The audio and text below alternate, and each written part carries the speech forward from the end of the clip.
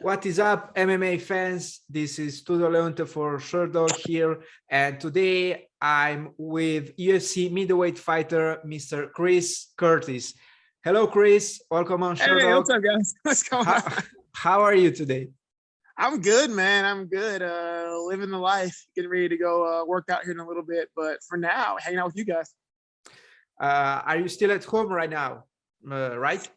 Yeah. I'm still at home. Yeah, I live in Vegas, so yeah, I'm still home. So just hanging out. So listen, I would like to discuss a little bit, about your career with you today. And the first question that comes to my mind is that I heard you actually wanted to be a lawyer before switching to MMA. What Yeah. gave you that idea? I've always wanted to fight, but growing up, my mom has a doctorate in nursing. My father's a doctor. My brother's a pharmacist. My sister runs her own business. She was in school as well, so he was always supposed to go to school. So at the time, I'm in pre-law. I'm like, I'm gonna be a lawyer. I think I'm gonna be a lawyer. So I started school for that. I'm in school, and then I'm training full time at the same time. And it's just it's a lot to go to do at one time. And I'm in class one day and I'm thinking about it. I'm like, do I want to do this forever? Like, what do I want to like read contracts the rest of my life? And I was like, you know what? I really don't want to. So I made a decision one day, like, you know what? I'm going to fight full time. And I was like, I'll your heart can only take you in so many directions. So I followed my heart on that one. And I was like, I'll fight full time. I believe your choice ultimately turned, quite well for you. It is right now, but man, it was a questionable choice for a few years. I was like, man, maybe I messed up. Yeah, you actually had a few moments in which you questioned that choice, right? More than a few, man. It's been like, especially I'm in pro for like over 10 years now. And he's wondering, what you have to do to make it. And then you have success and you don't make it. Then you have you have a lot of success, you still don't make it, which is frustrating. But then after all this success, you'll have like stumbling blocks. And now you're like, oh crap, well, not only did I not make it, but now I'm being farther back than I was. It's maddening, man. Like you start to wonder, is all the time away from family and all the sacrifice worth it? It's like it's come up more than a few times where I'm like, what the hell am I doing right now? It is a crazy sport. I'm in love with it, obviously, but it's real crazy. And I can only guess, how is it for you fighters, for you guys who actually fight, and to me, your story is quite remarkable, considering that you actually, had that choice, that opportunity to join the UFC back then when you fought on Dana White's Contender Series. And even though you won that time, and even though it was such an impressive performance, they didn't offer you a contract. I mean, I can only guess, how was it for you that time? It absolutely killed me, man. I put everything I had into getting ready for that fight, into that performance. And it was, for me, it was rough. Like I tore my groin the week before that fight. In my last wrestling practice, I tore my groin. And then the first punch I threw in that fight, I broke my hand. So like, it's like we go in with the plan B because plan A doesn't work because your groin's torn, and then you immediately break your hand. So now we're just making it up as we go. And I still got a highlight reel finish. And like to them, to no one, for have them not care, it killed me, man. I was like, I was so sure. I was 100% sure, man. Like I punched my ticket. Like I knew it. And then to never really have a reason why, they just like, no, we didn't care. Like that was soul crushing, man. Like I had no idea what I was gonna do with the rest of my life. I'm like, what do I have to do? I went in front of the boss and put on a hell of a performance. Even Michael Bisping was like, I was the most impressive performance of the night. And to just have them not care, that hurt a lot. Ultimately, you joined the UFC. We'll talk about that in a little bit. Maybe you are coming off a couple of amazing performances, but talking about the Dana White's Contender Series, what do you think that right now they seem to be a little bit more liberal with the contracts than before? Most definitely, man. I just laugh and like I feel like it's just it's just the way my luck works. To where I was like the last, like the episode after me, he signed like 4 people. And so I think it's just the way my luck works. Like I'm always a little bit too early for most things. So I mean, it's just my luck. Like he's like, all right, next episode, I'll sign everyone who wins. But like, I just have the worst luck of any human being ever. Well, you are now coming off an amazing performance against Brendan Allen at UFC on ESPN 31. Were you expecting him to fight the way he did that night? Yeah, it was pretty much what we expected. I've had 2 teammates fight him. And it wasn't too far away from how we fought Puna and Sean. So it was he came out, he did what we thought he would do. We thought he would wrestle a little bit more early on, but I guess he's really getting comfortable in the stand-up. But it was pretty much exactly what we expected, and we had a really good game plan going into that fight. You are also the protagonist of one of the craziest MMA stories this year. Since back in October, you stepped up on short notice to face Phil Hawes at, UFC Fight Night 194. While you even waiting in that time, your opponent allegedly turned down the fight due to the short notice. Can you tell us what happened? If this is true or okay. Please. I mean, so I get the call. If I can make weight, I'll weigh in next month, weigh in 12 hours and fight. I'm like, cool, we make weight, we go. We weigh in. I get on the scale, I weigh in, everything's good. They're like, okay, you gotta go to medicals because I didn't have a chance to do them because it's 12 hours notice. So we get on a bus to go do medicals, right? And my manager gets off the phone and he's like, you're not gonna like this. I'm like, what? And you're like, Phil Hawes turned down doesn't want to fight, he turned down the fight. And I was like, how the hell did you turn down the fight? So what I've gathered so far is that when his opponent pulled out and I said yes, he initially said yes verbally, but never signed the contract. And then once I made weight, he decided that he wasn't going to sign the contract. So he hadn't technically signed, but he'd verbally said yes. And then once I made weight, he's like, I don't want to do it. I can only assume he thought I was gonna die on the scale and like struggle on the scale, and it didn't, come out that way. So he's like, nope, don't want to do it. And then he claims he wants me to have time to study him, so I get nervous, which is the weirdest thing I've ever heard. But all right.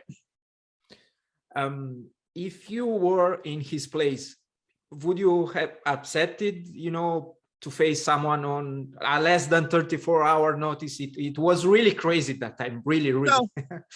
I get it. I get why it's just maybe he's not comfortable doing it. But I have fought people on I come from a time where I had 24 amateur fights. I come from a time where you showed up and you got your opponent 2 hours before the show and then it goes. I've had so many, as a professional, I've had so many fights get changed last minute. You're like, well, we're fighting this guy now. And it's like, well, you're a fighter, you don't get paid. So for me, I'm different. Like I always say, nothing against Phil, but I'm from a different time in fighting. He's fairly new in this. I am an old dog in this. It's new school versus old school. We just showed up and fight. So he wants to study and prepare. I'm just like, all right, man, I'm here. Let's go. So I personally would have said yes, but I'm different.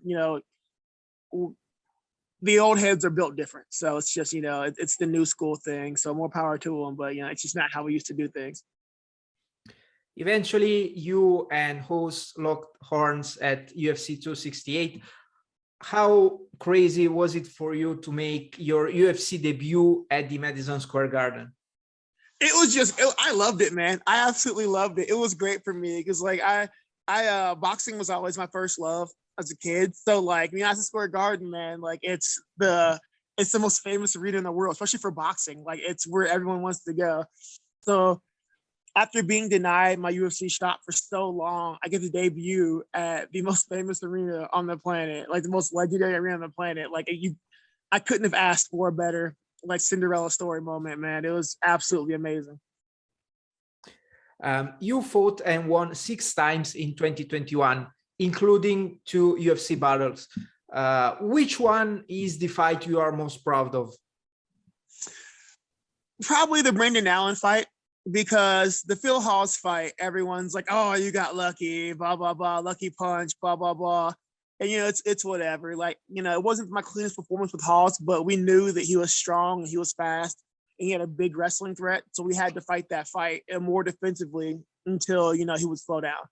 I wasn't going to try to match Phil Hawes, a guy upper weight class for normal weight in like a physical contest. It just wasn't going to be a thing. Like the moment we like kind of started fighting, I was like, yeah, I can't outmatch you physically. It's just not going to happen. So, we had to let him slow down. But everybody's like, oh, it was a lucky punch, blah, blah, blah. You were losing every second, you're getting beat up. But I'm like, okay, like I'm not actually getting hurt. I'm blocking punches. I'm like rolling with punches, but people claim lucky. So with Brendan Allen, they're like, well, Phil Hawes is chinny, but Brendan Allen, perfect. He's going to be a contender and he's the next. He's going to be a champion soon. So I had even less chance in the eyes of everyone else, like the bettors and the prediction guys, to beat Brendan Allen than I did Phil Hawes. Like he's just too good. He beats me everywhere. And then I went out there and beat up Brendan Allen. I'm like, tell me it's an accident now. Like, tell me it's a fluke now. Like, you want to write off Phil Hawes as a fluke? Like, fine, whatever. Like, I can't change like how it looked. But tell me this is a fluke now, because I felt I won the first round with Brendan Allen. I was never in danger. I was never hurt. I was totally comfortable. I felt like I looked good. I did everything right. Like tell me it's a fluke now. So that's probably my biggest. Phil Hawes, the moment in MSG was like amazing, but shutting everyone up about Brendan Allen, a guy who I had even less chance to beat, is probably my highlight moment. Your recent tweets mentioned that for you, you called 2021 the year of the underdog.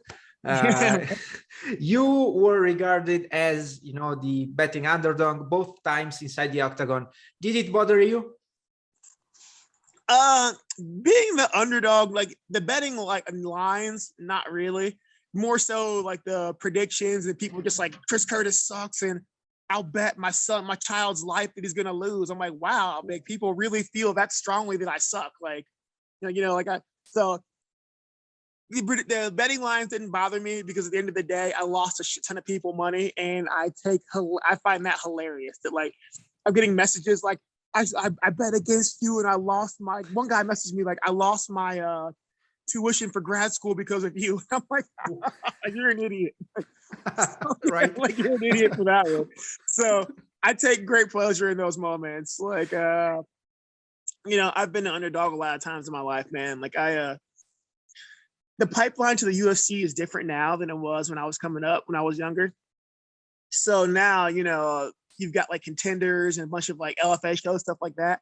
But when I was coming up, you only had like a lot of smaller shows. It wasn't as clear as a pipeline. And I'm from Ohio, so we didn't have any of the bigger shows. So I was always the guy, the out of town guy they brought in to lose. So I've been the underdog since day one. So it doesn't bother me like that title. I'm like, all right, it's fine. Like, I've always been the guy they brought in to lose who it didn't lose. So it doesn't bother me too much. How has your life changed since joining the UFC? A lot more interviews. God, a lot more interviews. But outside of that, man, it's nothing at all, honestly. It's I'm somebody that lives a very, very simple life. Like my schedule hasn't changed. I was back in the gym on Monday. So for me, nothing. I just I'm not worried about looking at my bank account every way, making sure I didn't overdraft or I'm not like completely broke. But outside of some peace of mind of like not worried about being broke, nothing's changed for me, man. Just do a lot more interviews, but training's the same, schedule's the same. I'm a very simple guy. I just like fighting. So I was like, I'll just keep it the same way. You spent a lot of time at welterweight, but right now in the UFC, you are competing at middleweight. Are you planning to go down to 170 again in the future? We'll see. Like for right now, middleweight feels really good. So I guess I'm gonna spend a little bit of time trying to put a little bit more weight on and see how I do. If I can keep competing successfully at middleweight, I'll stay here. But I think at the top guys are a lot physically bigger. So that may be an issue. So if I get to the point to where I just can't compete because of a physical, size discrepancy, like you watch the video, everybody laughs. Like I'm so much smaller than Hawes and Allen. They're like, it's clearly a welterweight versus a middleweight. So if the strength and size becomes too much of an issue, then maybe I will drop back down, compete somewhere that's more around my size. But for right now, you know, why not be 85? My life is easier. It lets me put on a little weight. I'm not going to bed hungry. I'd rather get stronger than get skinnier. So, well, for now, we'll see. I've said before, like, me at 85 is playing with house money, man. Like, I'm not really supposed to be here anyway. So the fact that I'm winning is hilarious. But, like, you know, if I lose at 85, people are like, well, he's a welterweight. What'd you expect? So right now, I'm just playing with house money, man. So we'll keep playing until we run out of chips, then we'll go back home.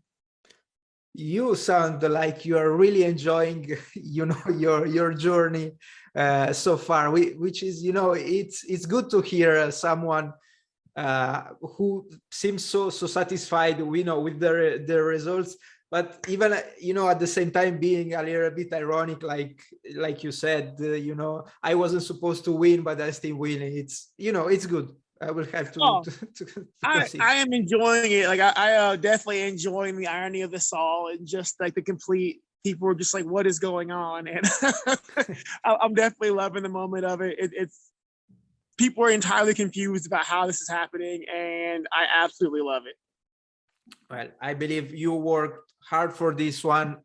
You know, we are joking right now, but you had quite a path that brought you to the UFC, and I believe right now it's the right moment for you to pick up the results of that long road. It's definitely been a very long, bumpy road, and there's a lot of ups and downs, really, really steep downs. But I mean, I'm 34, and it's nice to kind of see. I think physically, like, I'm kind of at my best right now, so it's kind of nice to be in there doing it. I'm not going to have the longest stint in the UFC, unfortunately. Just, you know, being 34, you got to be realistic. But I think I've got 2 or 3 years to do some really cool stuff. So it's just nice to kind of have the fruits of that finally. Before I let you go, we are in the holiday season, and I would like to know from you your favorite Christmas movie. So there's an argument about if Die Hard is a Christmas movie. And okay, I entirely believe Die Hard is a Christmas movie. But there are people out there who don't believe it's a Christmas movie. So if we're going to argue, and just for shits and giggles, if we can't pick Die Hard, which is entirely a Christmas movie, you know what? Underrated classic, Jingle All the Way. Jingle All the Way was a great movie. It's a great Arnold movie. It was really funny, wholesome. I'm a fan of Jingle All the Way. I won't neither nor argue with you nor fight, obviously, because I know that you went both to law school and you know how to fight. Bro, so Die Hard is a Christmas movie. I shit you not. It has been voted a Christmas movie, and there are people who will argue this, and I don't understand how. What are your resolutions for 2022? I haven't made any yet, man. Like, at 34, I'm on like this weird path of like self-discovery and improvement. So just like, you know, I'm constantly just trying to improve. I'm not really, I think yearly resolutions are kind of a waste because, like, you know, I've got the attention span of a gnat anyway, so it's going to change. Just try to improve bit by bit, day by day, try to work on just being a less terrible human than I was a year previously. Just stay focused. If I had to pick one, for next year, I think would be I have to learn and not be afraid to step back, take a break, and kind of enjoy the moment. I have a bad habit of not living in the moment, not letting myself enjoy things. I don't celebrate my victories at all. So maybe next year, you know, I'll finally relax and learn to celebrate my successes finally. Well, you should, sir. You should enjoy your success. Do you have any last message? Oh, yeah. First of all, guys, just so like I don't get confused being a douche, I'm not wearing sunglasses right now. They're my prescription glasses. They have transition lenses, and I'm outside. I'm not being a douche trying to wear sunglasses to be cool. Like, people are like, oh, he's all switched up. I'm like, no, they're prescription glasses. Like, it's transition outside. So I'm not being a douche, I promise. Outside of that, yeah, guys, just stay tuned, man. It's been a fun time, and find me on Instagram and Twitter on Acuman513. I wasn't actually thinking you're a douche, considering that, you know, you're aside. It comes up a lot. It comes up a lot. They go, oh, you're wearing sunglasses now. They're prescription glasses. Like they just transition. I believe the weirdest interview I ever had was with someone wearing Bret Hart's sunglasses. So for me, it's all good. I'm not doing the Anthony Pettis like with sunglasses all the time. Like, no, I'm not. It's just they're transitionary lenses. I can't help it. Thank you very much for your time. Congratulations on your recent victories. And hopefully I'll hear again from you in the future. Let's do it. Later, guys. Thank you. Have a nice day. Bye-bye.